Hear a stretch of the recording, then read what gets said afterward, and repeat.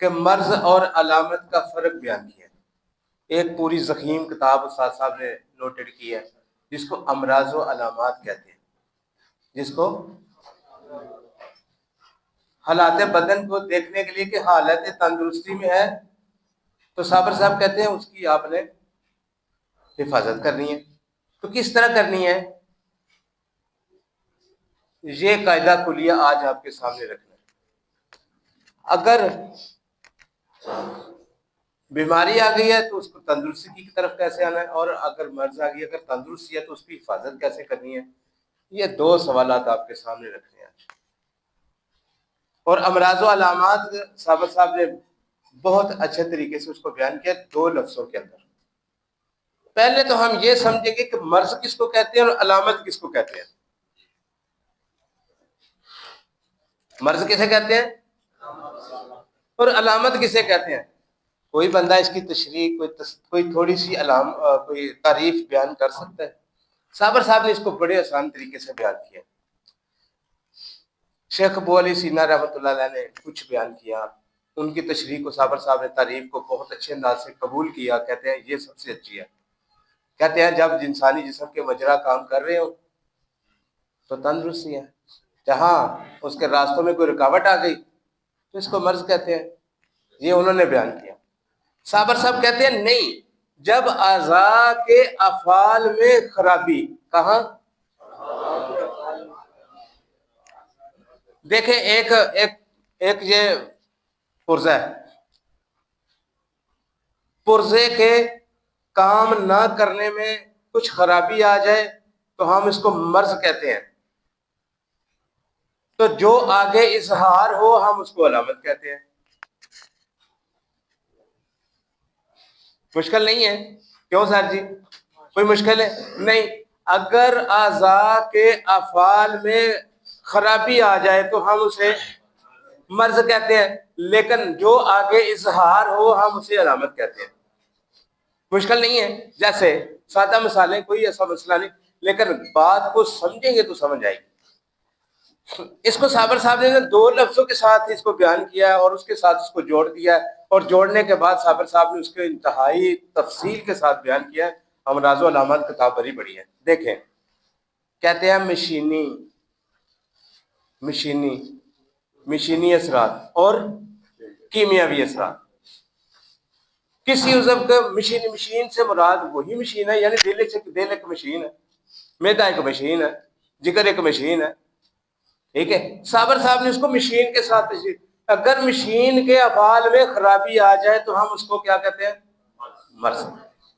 क्या कहते हैं, मर्ज।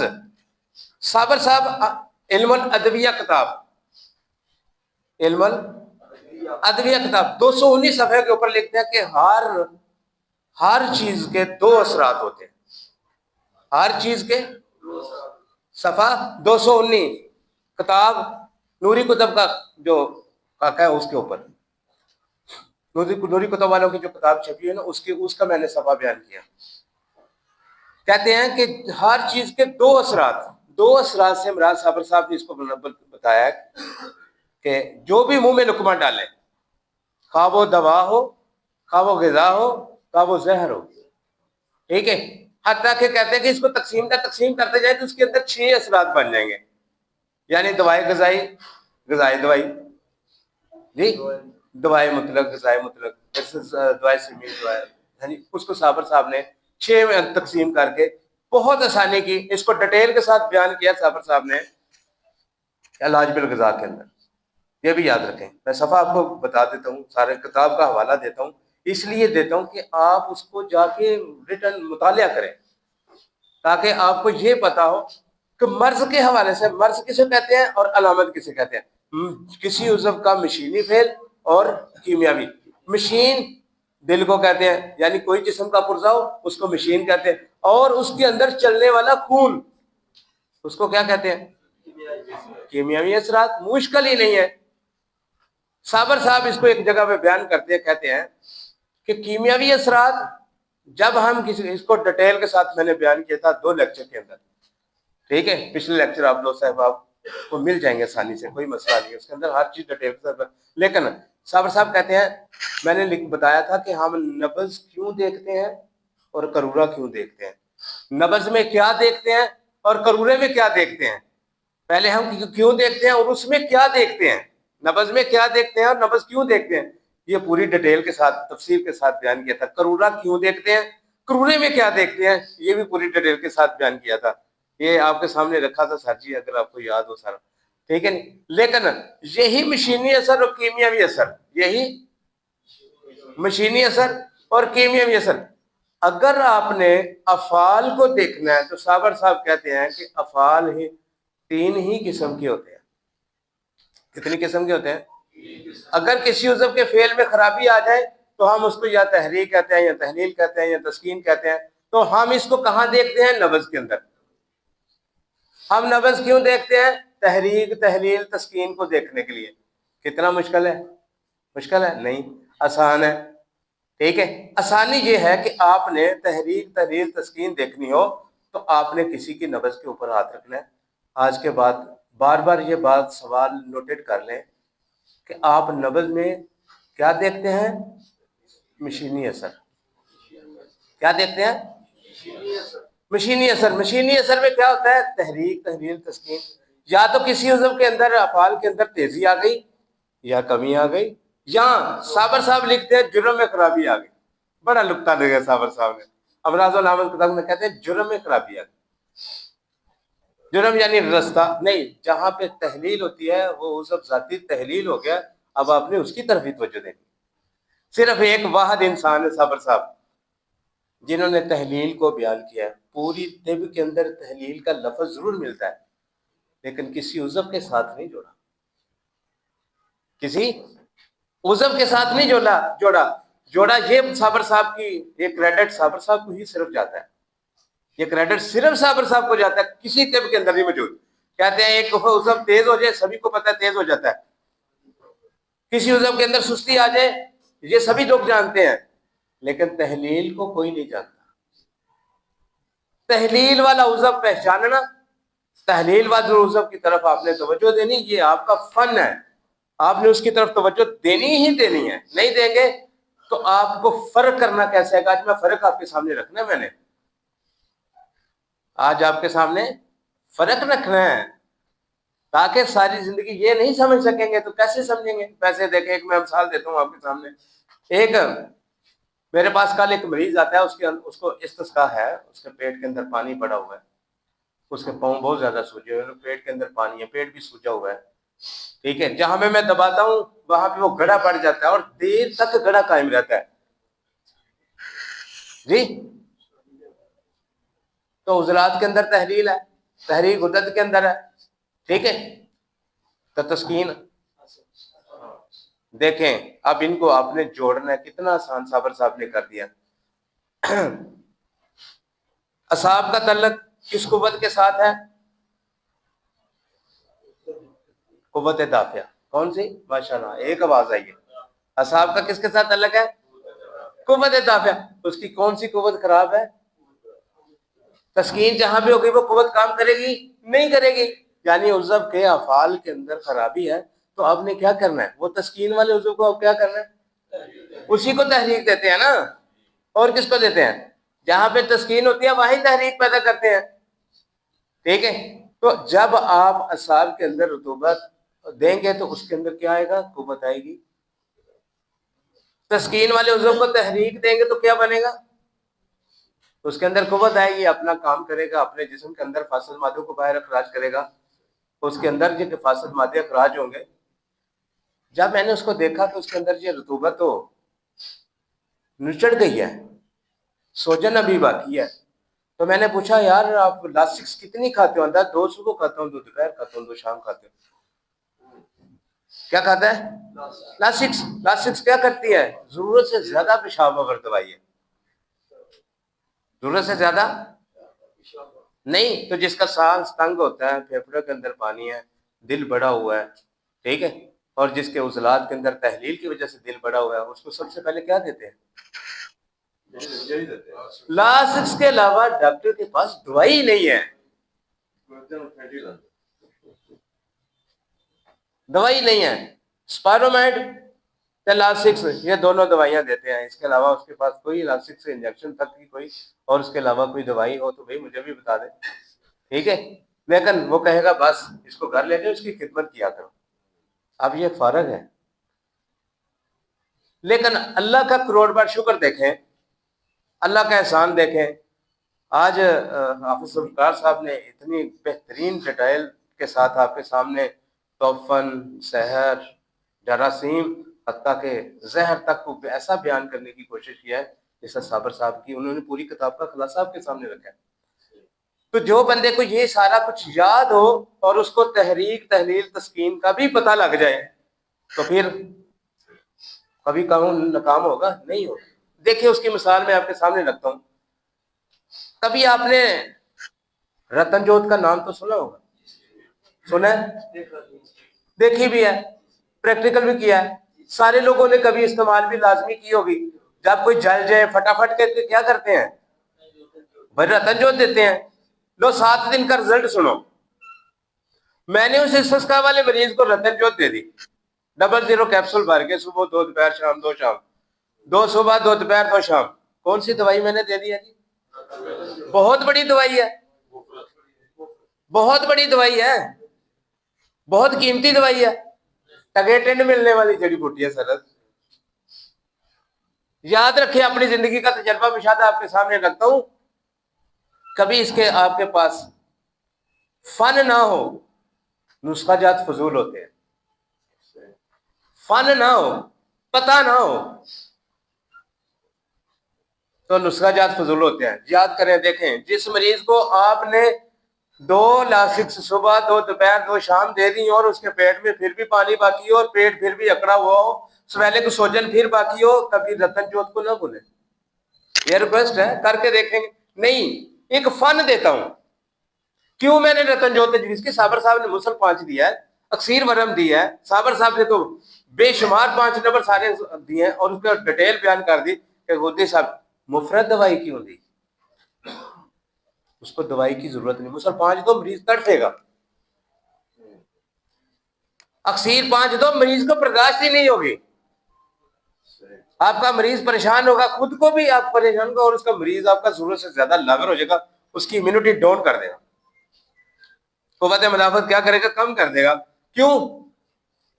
पहले ये समझते हैं कि उसकी कुव्वत मुदाफत में कमी क्यों है, किस वजह से है। देखें, तहरीक का आपको पता लग गया, इसका मरज है।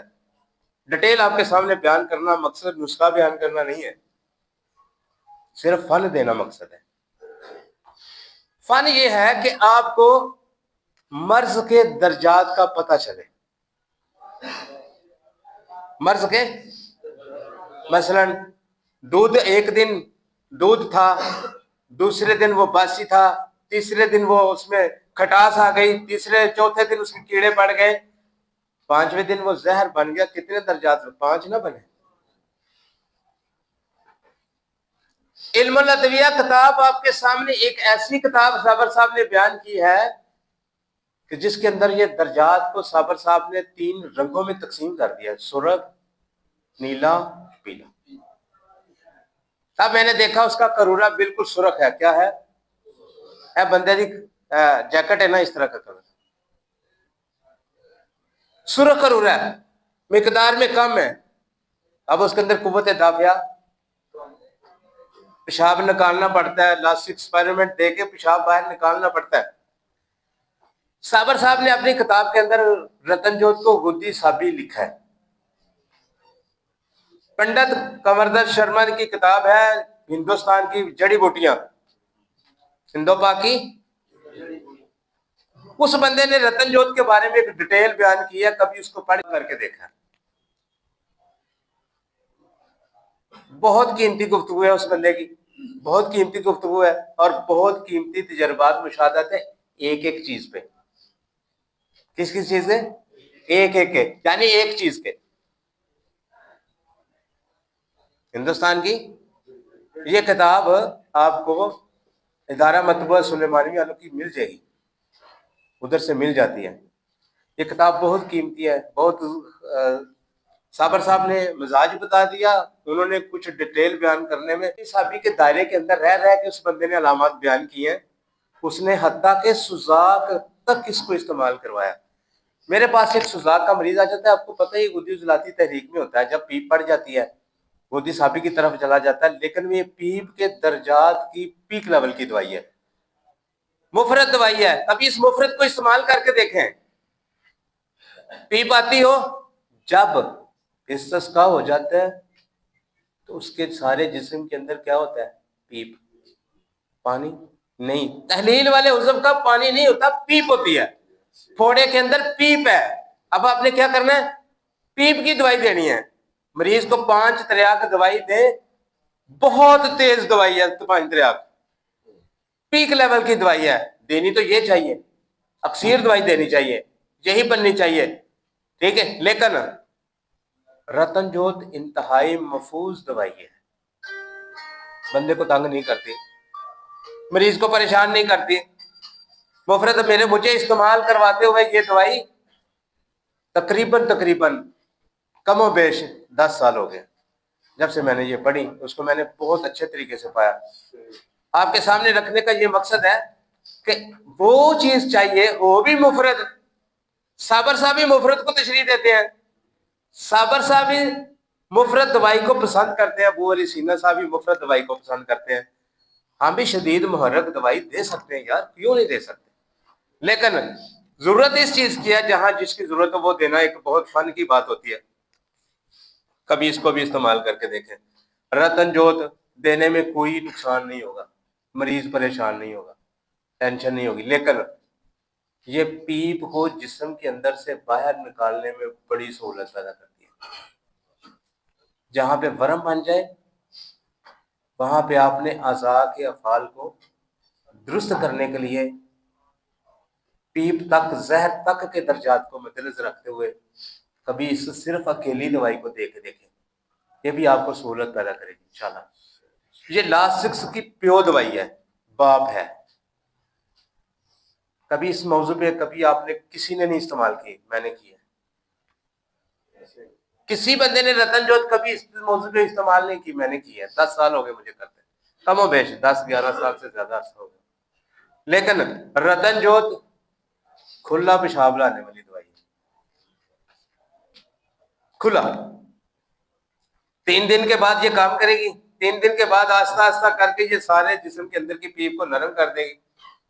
मैं आपको बेशुमार ऐसे केस दे सकता हूं जिनके अंदर मैंने सिर्फ रतन जोत को इस्तेमाल किया। करके देखें, आपको फायदा होगा इंशाल्लाह। अच्छा, ये तो एक मशहूरी थी, साथ दे दी इसलिए कि चलो ये अकेली दवाई भी अच्छी होती है, ठीक है। कभी इसके जहां पे आपने मर्ज के दर्जात को समझना, सबसे पहले अफाल के अज़ा को समझना है।